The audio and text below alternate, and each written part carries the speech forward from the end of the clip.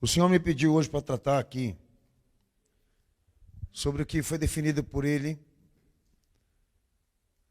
sobre o que na verdade entendemos ou devemos compreender e entender sobre vocação e chamado cristão. Porque o que eu vou pregar hoje aqui condiz com isso, com a verdadeira grandeza desse chamado. O que Jesus, Ele destinou à igreja, ou ordenou à igreja por posição de honra, por posição de ofício e atitude cristã. Bom, Paulo ele define, como todos os apóstolos pregam isso à igreja, e lembrando que todos eles foram discipulados diretamente por Jesus e preparados diretamente pelo Cristo a exercerem a função em que estavam.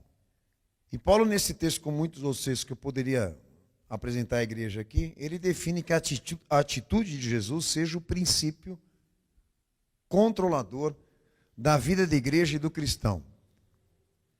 Que aquilo que Jesus ele foi em vida, em carne, aquilo que Jesus desenvolveu, particularmente e pessoalmente, aqui nessa terra, seja o veredito disso, do que a igreja e o cristão deve ser agora, frente à sociedade ou até mesmo na vida que exerce. Bom, nem todos respeitam isso.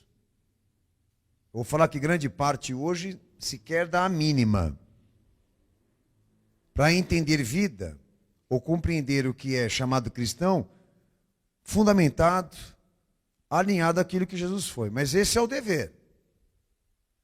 Porque se trata de uma prerrogativa, e eu digo prerrogativa messiânica, porque tudo aquilo que Jesus, na verdade, ele cumpriu messianicamente, é o fundamento espiritual, cognitivo e doutrinário da igreja. A igreja foi instituída e fundada com base naquilo que ele exerceu, então nós não podemos de forma nenhuma acreditar que nós vamos conseguir chamar de evangelho alguma coisa diferente dele, ou do que ele viveu. Bom, nem vida, nem ministério, nem dom, nem chamado, nada no que diz respeito a Deus, como também a sua graça, caminha separado de Cristo e pode ser desenvolvido fora dele. Porque ele é o princípio, ele é a hermenêutica, ele é o veredito daquilo que temos que obedecer. Nós estamos tentando resgatar isso. Eu vou dizer aos irmãos que eu não tenho nenhuma esperança aqui como ministro de conseguir reverter esse quadro que hoje o movimento evangélico testemunha. Porque a gente teve até no Rio de Janeiro agora, pelo movimento Igreja Sem Política, e tivemos ali a oportunidade de interrogar e fazer algumas entrevistas entre o povo lá, e é deplorável o que esse povo pensa sobre Deus e até mesmo sobre o Evangelho. É deplorável. Mas em compensação, eu disse a você, eu não tenho nem licença para trabalhar por uma reforma. Mas em compensação, existe um princípio, com base no que ele foi, para fundamentar isso. A materialidade da nossa educação e na nossa formação daquilo que professamos como fé. E isso não pode ser, de forma nenhuma, espontâneo, natural, para não dizer tradicional. Porque tudo na fé corresponde a ele. E como já disse, não pode estar separado dele. Bom, há muitos textos que o pastor eu preparei aqui para deixar claro isso a vocês. Que princípio é esse que Jesus, com a sua atitude, formulou, testemunhou e fundamentou a igreja que ela tem que obedecer e seguir, ou ser a continuidade. Tá?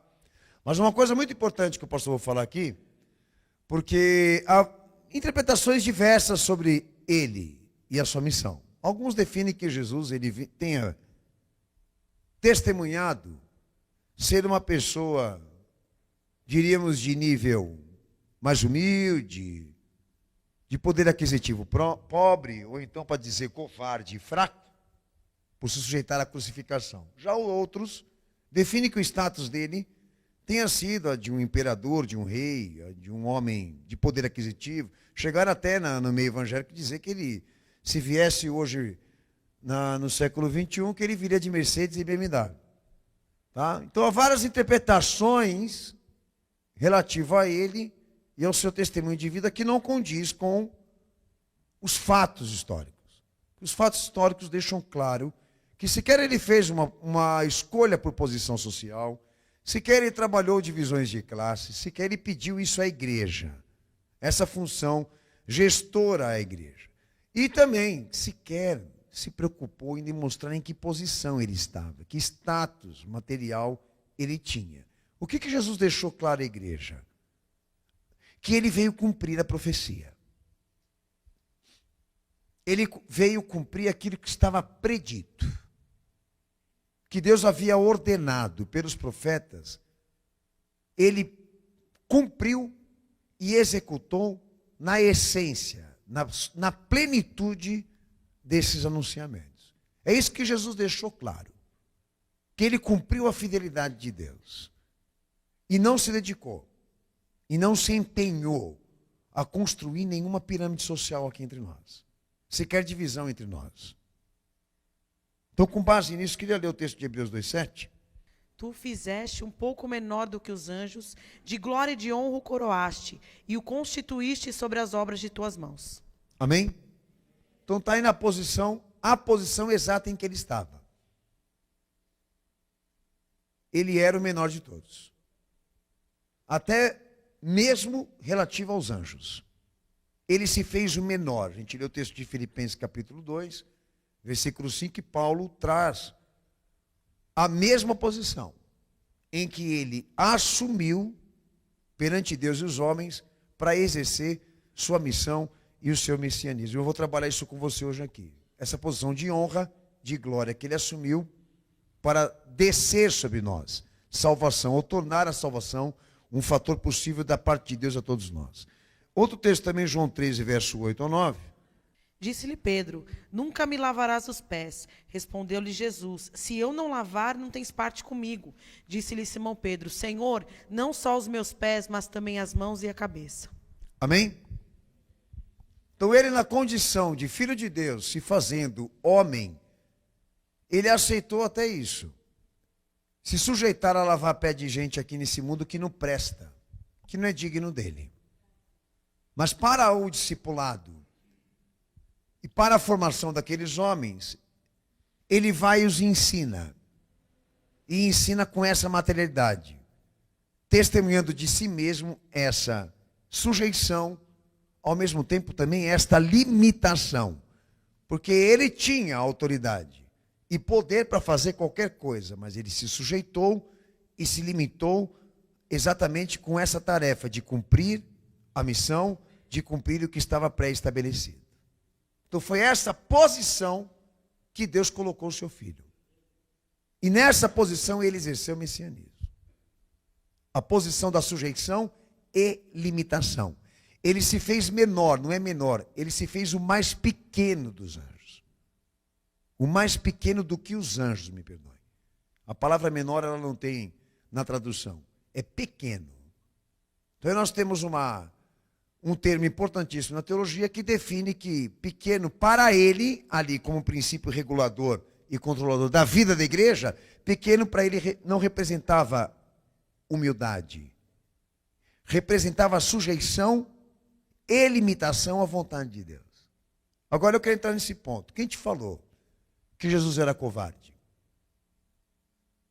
Quem disse para você que ele fez objeção por nível dos mais pobres ou os mais fracos ou coisa do tipo? Ele não tinha essa escolha. Ele não elegeu nenhum tipo de gente assim para segui-lo.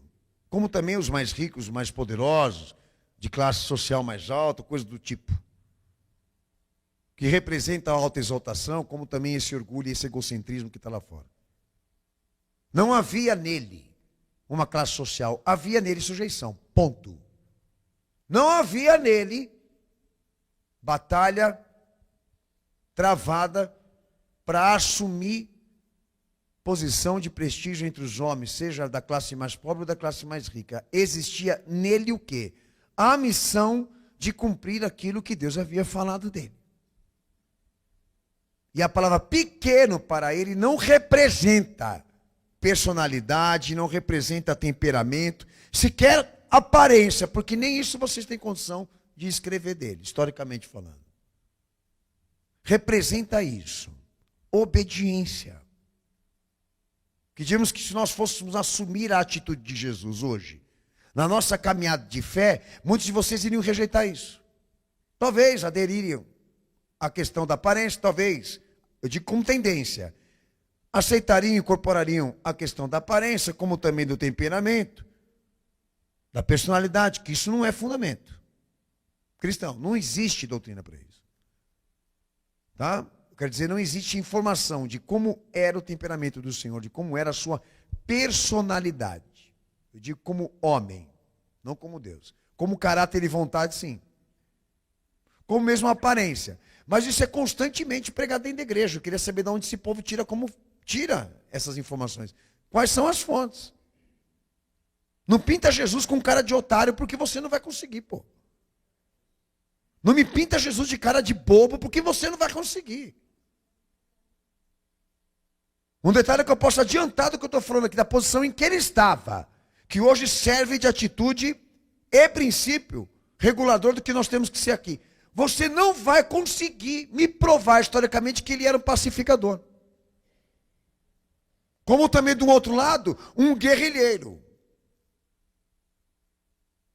Nenhum de vocês tem autorização aqui, sequer liberação, para traçar esse aspecto messiânico em Jesus. Porque essas informações vocês não têm. Então, por isso que o pastor, eu estou deixando claro, o que há dele, historicamente comprovado, isso sim, é legítimo ser usado aqui, como formação e discipulado da fé de todos nós. Mas o que não há dele, porque ele não fez questão de testemunhar, não procura. Porque o que você vai achar são tendências, algumas delas até maldosas, para não dizer anticristãs. Porque hoje mesmo, dentro desse debate político, você vai encontrar muitas interpretações desse tipo aqui. Quando não encontro Jesus pobre, encontro Jesus rico. Quando não encontro Jesus paz de amor, encontro Jesus guerrilheiro com o R15 na mão, querendo exatamente ir para a guerra em defesa da pátria. Esse tipo de coisa, esquece. Jesus não traz com ele uma ideologia, ele não traz nele, historicamente falando, esse testemunho. Mas em compensação, o que nós temos, nós pregamos. E o que nós temos aqui? A posição que ele assumiu, no que ele cumpriu, testemunhava sujeição e limitação total à vontade de Deus pré-estabelecida. Então é disso que Paulo está falando em Filipenses. Tenhais o mesmo sentimento que Cristo. Porque ele se sujeitou, ele se esvaziou e se sujeitou na sua condição e forma humana para cumprir a vontade de Deus até o final, ou seja, até a obediência se encerrar na morte da cruz. É isso que nós estamos aqui para incorporar. Nós não estamos aqui para ser uma manada de idiotas, de pessoas manipuladas, mas para entender e compreender o chamado de Deus na pessoa de Jesus, na pessoa do Cristo, porque o pão é Ele, a água é Ele, o cálice é Ele. Amém, Jesus? A igreja entendeu?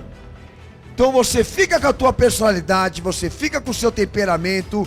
Eu não tenho nada a ver com isso e ninguém também tem que se intrometer nisso. No que diz respeito, esse lado da vida. Porque o que interessa para ele agora e com essa igreja é saber em qual caminho você está. E a quem você se sujeita agora. Se quer ele ter preocupações de saber o que você veste agora. O que ele quer dessa igreja é que ela assuma a posição que ele testemunhou, de sujeitar e se limitar à vontade superior desse Deus.